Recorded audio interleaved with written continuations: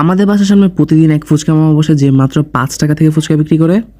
ওনার ঘুগনিটা এমনি অতটা মশলাদার না, কিন্তু উনি বোম্বাই মরিচ কেটে দেয় দেখে এটা ভালো একটা ফ্লেভার আসে।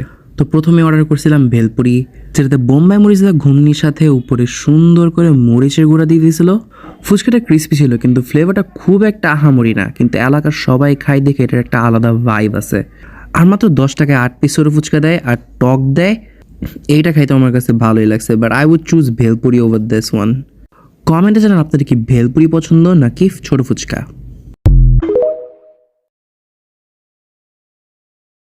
ঠান্ডা লাগার আলটিমেট ওষুধের নাম হচ্ছে এক বাটি বেশি করে ঝাল দেওয়া টক ঝাল মিষ্টি ফুচকা।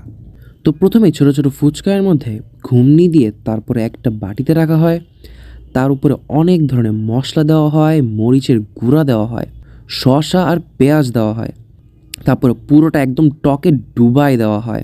এই মামা আবার টকের মধ্যে আলাদা করে ঘুমনিও মিক্স করে, তো এটা খাইতে আরও বেশি মজা লাগে।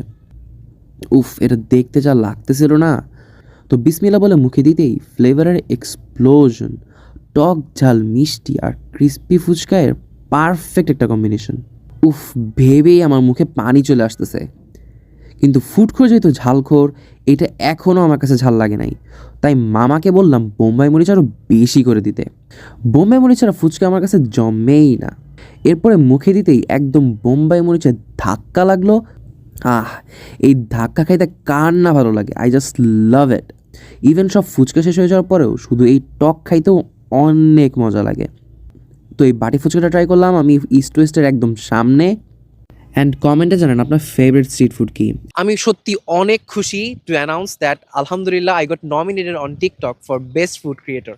তো কিভাবে আমার জন্য ভোট করবেন? ফার্স্টে যাবেন টিকটকের ইনবক্সে, তারপরে যাবেন সিস্টেম নোটিফিকেশন থেকে টিকটক ক্রিয়েটর্স অ্যাওয়ার্ড, তারপর ওইখান থেকে ফুড সেকশনে, তারপর আমাকে পেয়ে যাবেন।